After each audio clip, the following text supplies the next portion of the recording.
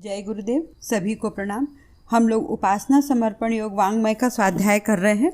आज अध्याय 7 डे 11।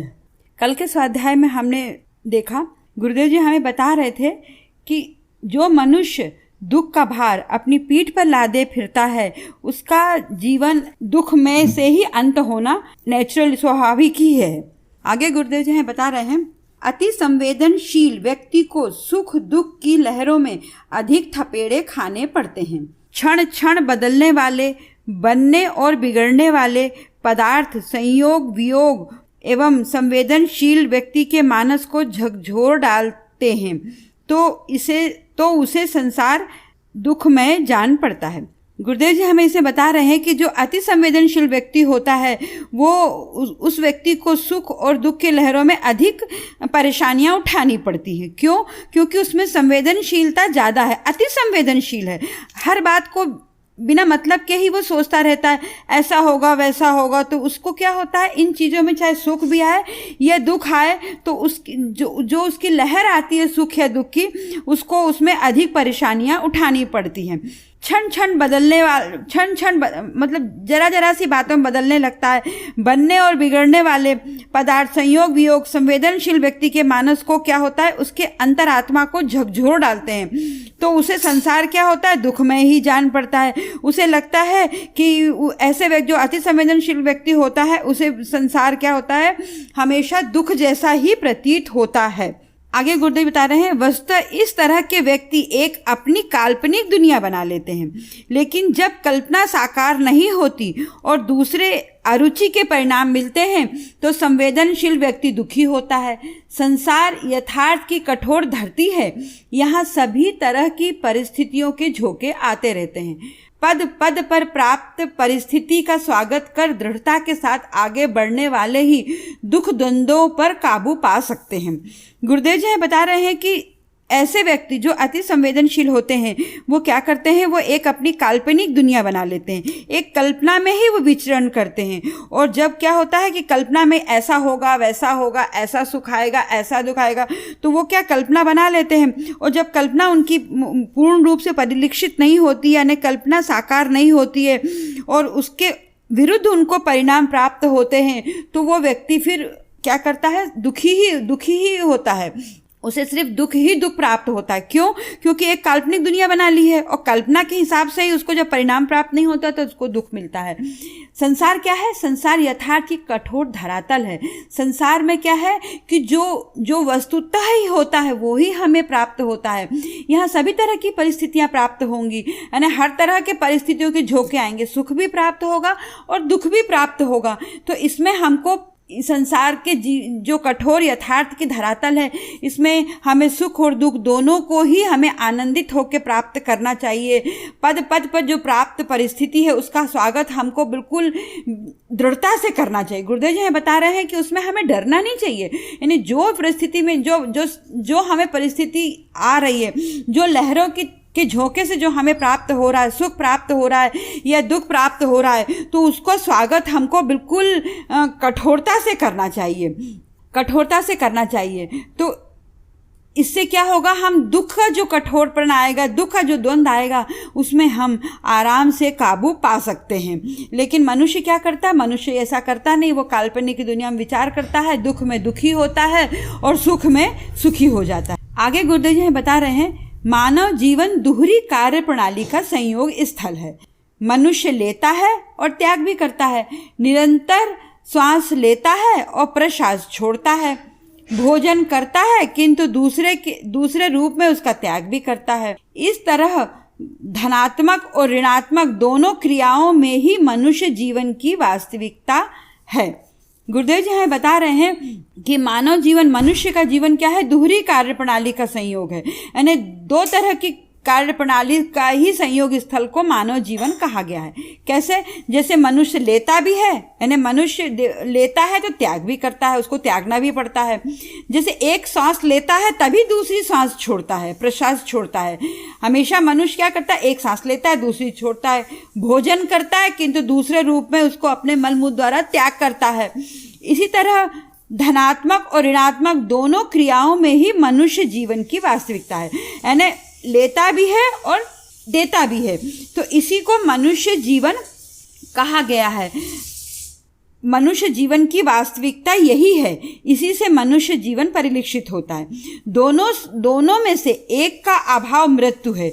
दोनों के सम्मिलित प्रयास से ही जीवन पुष्ट बनता है। यानी गुरुदेव यहाँ बता रहे हैं कि दोनों में से एक का अभाव ही मृत्यु है।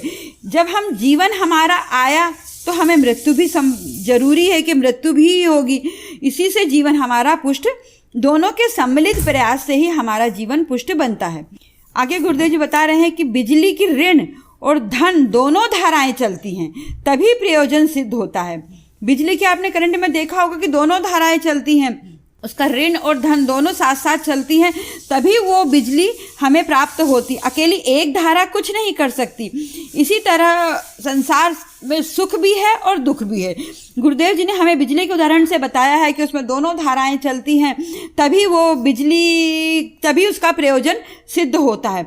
इसी तरह गुरुदेव जी हमें बता रहे हैं कि अकेली एक धारा कुछ नहीं कर सकती। इसी तरह संसार में सुख भी है और दुख भी है, न्याय भी है, अन्याय भी है, प्रकाश है और अंधेरा भी है। संसार सुंदर उपवन है तो कठोर कारागार भी है। जन्म के साथ मृत्यु भी है और मृत्यु के साथ जन्म जुड़ा हुआ है। इस तरह विभिन्न धनात्मक और ऋणात्मक पक्ष मिलकर ही जीवन को पुष्ट करने का काम करते हैं। केवल मात्र सुख की चाह करना और दुख द्वंद्वों से बचने की लालसा रखना एकांगी है। प्रकृति का नियम तो बदलता नहीं, इससे उल्टे मनुष्य में भीरुता, मानसिक दुर्बलता को पोषण मिलता है। मनुष्य को निराशामय चिंता का सामना करना पड़ता है। गुरुदेव जी हमें बता रहे हैं कि जीवन ये क्या है? जीवन एक धारा का नाम नहीं, जीवन दो धाराओं का नाम है। जैसे संसार में सुख भी आएगा तो दुख भी निश्चित ही मनुष्य को प्राप्त होगा। न्याय अगर है तो अन्याय भी है, प्रकाश है तो अंधेरा भी है। संसार एक सुंदर उपवन है तो कठोर कारागार भी है। जन्म के साथ, गुरुदेव जी बता रहे हैं कि जन्म के साथ मृत्यु निश्चित ही है। जिसका जन्म हुआ है उसकी मृत्यु निश्चित है, और मृत्यु है तो जन्म भी होगा उसका। यदि उस मनुष्य का मृत्यु हुई है तो उसके साथ जन्म अपने आप ही जुड़ा हुआ है। इसी तरह विभिन्न धनात्मक और ऋणात्मक पक्ष मिलकर ही जीवन को पुष्ट करने का काम करते हैं। इसमें केवल सुख की चाह करना, दुख द्वंद्वों की लालसा से बचना, ये एकांगी बात कहलाएगी। इसमें हम बदल नहीं सकते। इसमें हम क्या होता है कि हम केवल सुख की चाह करें और दुख ना चाहें तो क्या होगा? हम प्रकृति का नियम बदल नहीं सकते। उल्टे क्या होगा? मनुष्य में एक भीरुता, मानसिक दुर्बलता को पोषण मिलता है और मनुष्य निराशा में चिंता का सामना करता पड़ता है। यानी जो आज वर्तमान में मनुष्य नहीं जी रहा है, वर्तमान को नहीं देख रहा है, आगे भविष्य देखेगा, ऐसा होगा वैसा होगा, और वो उससे उसको मानसिक दुर्बलता को पोषण मिलता है। इससे वो भीरुता मनुष्य के जीवन में जन्म ले लेती है और निराशामय और चिंता से उसका जीवन जीने लगता है। या तो वो भूतकाल में जिएगा या भविष्य में जिएगा, वर्तमान में वो जीना ही नहीं चाहता। यदि मनुष्य वर्तमान में जिए और जैसा उसको मिल रहा है वैसा ही वो प्राप्त करे, चाहे उसमें सुख मिले मनुष्य को या दुख मिले, तो क्या होगा कि उससे मनुष्य को अंतरात्मा उसकी संतोष के से प्राप्त होगी और संतोष से जीवन में उसको दुख, मतलब जैसा भी मिले उसमें ही वो वर्तमान में जिए तो उसे सुख की प्राप्ति होगी। आगे गुरुदेव जी बता रहे हैं जो कुछ भी जीवन में प्राप्त हो, वही बता रहे हैं गुरुदेव जी, जो कुछ भी जीवन में प्राप्त हो, जैसे ही परिस्थिति आए उसे जीवन का वरदान मानकर संतुष्ट और प्रसन्न रहने में कभी भी कंजूसी नहीं करनी चाहिए। गुरुदेव बता रहे हैं कि जो भी कैसा भी हमें जीवन मिले तो जैसी ही परिस्थिति आए उसको हमको प्रभु का एक वरदान, जीवन का एक वरदान मानकर संतुष्ट और प्रसन्न रहे। चाहे उसको सुख मिले चाहे दुख मिले, उसमें कोई भी उसको कंजूसी नहीं करनी चाहिए। वस्तुतः सुख और दुख, अनुकूल प्रतिकूल, धनात्मक ऋणात्मक परिस्थितियों में जीवन बलिष्ठ और पुष्ट होता है। पर गुरुदेव बता रहे हैं कि सुख और दुख, यानी सुख भी मिलेगा और दुख भी आएगा, अनुकूल परिस्थितियां भी आएंगी, प्रतिकूल परिस्थितियां भी आएंगी। धनात्मक ऋणात्मक परिस्थितियों में जीवन क्या होता है? बलिष्ठ और पुष्ट होता जाता है। जीवन मनुष्य का इसी से बलिष्ठ पुष्ट होता है कि उसे दोनों तरह की परिस्थितियों का सामना करना पड़ता है। इनमें से निकलकर ही मनुष्य निरामय, अनावृत और निर्मल बन सकता है। वैसे इनसे बचने का कोई रास्ता भी नहीं है। फिर क्यों नहीं हर परिस्थिति सहज भाव में स्थिर रहा जाए। जब संसार को चलाने वाले नियम परिवर्तनशील हैं, ऋणात्मक और धनात्मक हैं, तो फिर अपनी एक सी दुनिया बसाने की कल्पना या सुखों के अरमानों को पोषण क्यों दिया जाए। इससे तो दुख, निराशा, क्लांति ही मिलेगी। दृढ़ चट्टान की तरह जीवन में आने वाली विविध अनुकूल और प्रतिकूल हवाओं में तटस्थ भाव से सब कुछ देखते रहना और हर परिस्थिति में संतुष्ट रहना सुख दुख से मुक्त रहने का सरल उपाय है। गुरुदेव जी हमें सुख और दुख से मुक्त रहने के हमें उपाय बता रहे हैं। वो बता रहे हैं कि क्या होगा कि मनुष्य का जीवन तो हर तरह निरामय अनावृत बन सकता है।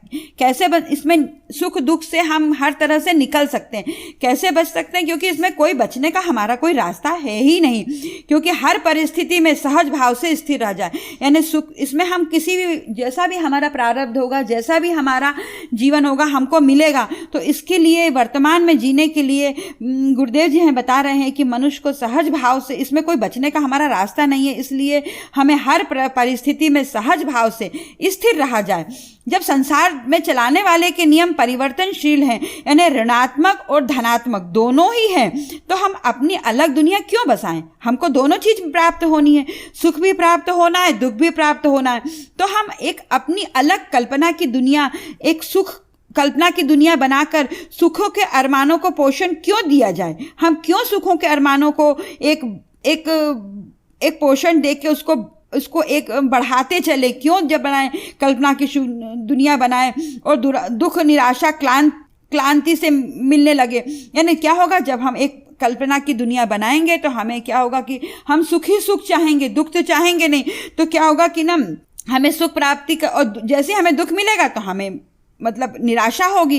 इसीलिए गुरुदेव जी हमें बता रहे हैं कि दृढ़ चट्टान की तरह जीवन में आने वाली विविध प्रतिकूल, अनुकूल, प्रतिकूल जैसी भी हवा हमारे जीवन में आए, चाहे वो सुख की आए चाहे दुख की आए, तटस्थ भाव से देखना चाहिए और हर परिस्थिति में संतुष्ट रहना चाहिए। तो इसी से क्या होगा, हमें सुख और दुख से मुक्त रहने का हमें अपने आप सरल उपाय मिल जाएगा। इसलिए गुरुदेव जी हमें बता रहे हैं कि मनुष्य को कैसी भी परिस्थिति आए उसे तटस्थ भाव से जीवन जीना चाहिए। इससे हमें अपने आप ही मुक्त रहने का सरल उपाय मिल जाएगा। सुख आने पे अधिक उतावलापन नहीं और दुख आने पे अधिक असंतुष्ट नहीं होना चाहिए। तो अपने आप ही जैसी ही परिस्थिति प्रभु हमें दे रहा है उसमें जीने से हमें इसका सरल उपाय सुख और दुख का प्राप्त हो जाता है। आज के लिए इतना ही। जय गुरुदेव। सभी को प्रणाम। सद्गुरु अर्पणमस्तु।